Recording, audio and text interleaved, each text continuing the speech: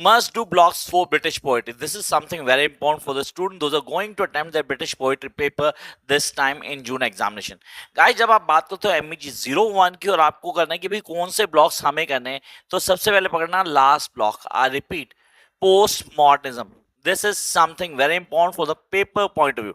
आपने कहा इसमें 3 पोइट्स को हमें ऑन टिप करना है. The first one is silver Plath.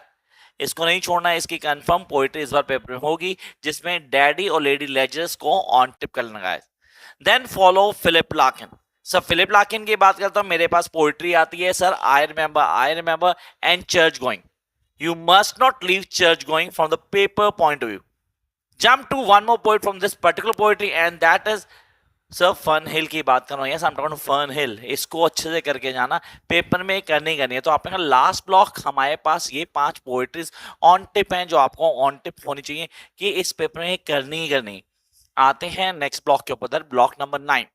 Sir मेरे पास सिर्फ एक पोएट्री करूंगा. ब्लॉक 9 में 2 पोएट्रीज नहीं कर रहा. मैं talking about T S. Eliot's Westland.